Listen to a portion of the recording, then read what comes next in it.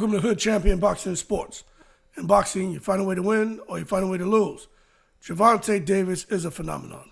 And when you get a guy who gets in the ring, who doesn't just knock people out, he annihilates them. If he chooses to box, where is this? If he chooses to box, then he can outbox his opponents.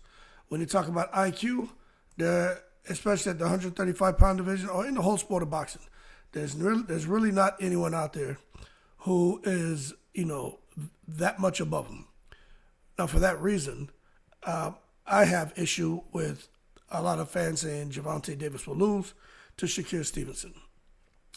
Now, let's just be real, okay?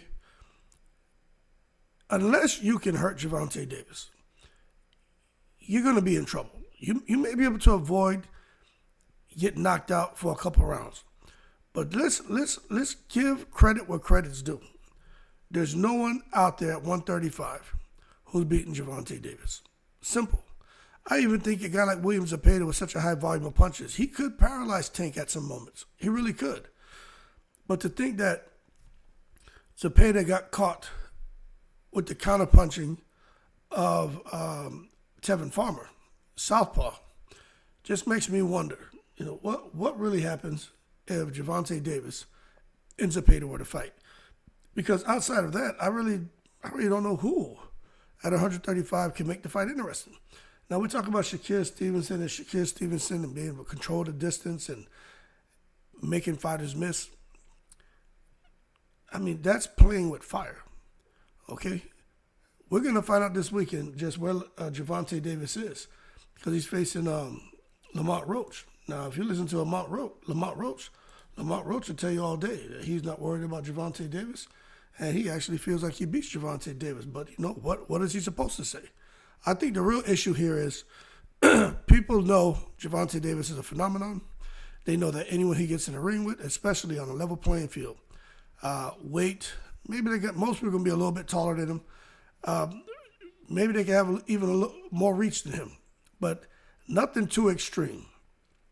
As far as the physical, they're pretty evenly matched. They lose to Tank Davis. I think the issue is this right here. We know Tank is 30 wins, 28 KOs. I think the issue is this. When they start going down and you look at the names Tank's fought, Frank Martin is a good name, but some people don't think Frank is elite. Lamont Roach, some people think he's elite, but they feel he's smaller. But then a lot of people still even know him. Ryan Garcia, the verdict's still out of what people think about him, but you got to give Ryan credit for being a dangerous fighter. Hector Luis Garcia, a lot of people don't think he's elite. Rolly, a lot of people to this day think he's a clown, had power, but not really elite. Pitbull Cruz, look, let's call it what it is. He's elite. He bubbled up to 140, seems to be a little bit out of his weight class, but when he fought Tank, he was giving Tank a lot of issues. He's smaller than Tank, so Tank didn't have the advantage of fighting someone taller where Tank could get under the shots, but then Tank ended up hurting his hand at some point in the fight. But still, Pitbull Cruz, there are some people saying he just comes straightforward fighter, pressure fighter, easy for a boxer to beat, which is what Tank did. He got up on his toes and boxed him, got the victory with one hand. Barrios was a beast at 140, but Tank got to him, rehydration clause. Barrios ended up getting caught in a fight where Barrios was actually winning. Leo Santa Cruz, smaller guy, outstanding fighter, multiple weight divisions, just got in there against Tank Davis, man, threw the same right hand 3 times, and Tank just, timed him, threw the uppercut and tranquilized him. But some people say Leo Santa Cruz was beyond his prime. Gamboa was beyond his prime. And then you look at these other names here. I mean, Pedraza was a fight where they were trying to set him up to lose, but you saw what he did to Pedraza. But when you look at these other names, the problem is people don't really recognize the names. But if you start adding a Teofimo on there, a Devin Haney, a Shakur Stevenson, a Zepeda on there, maybe you go and you fight Valenzuela at 140. Maybe you go to 140 and you fight a Gary Antoine Russell, you fight a Puello. Then people are going to stop saying Tank is a special fighter, he's a phenomenon, he's an elite fighter, however. They'll stop that. They'll just make that statement and stop. But I would like to see Tank push himself to do something special. But when Tank decides to annihilate you, you get annihilated. If Tank wanted, I think he could kill somebody in the ring. That's how strong and explosive he is. And he's vicious. And if the referees don't get involved, Tank probably would. He's that violent of a fighter.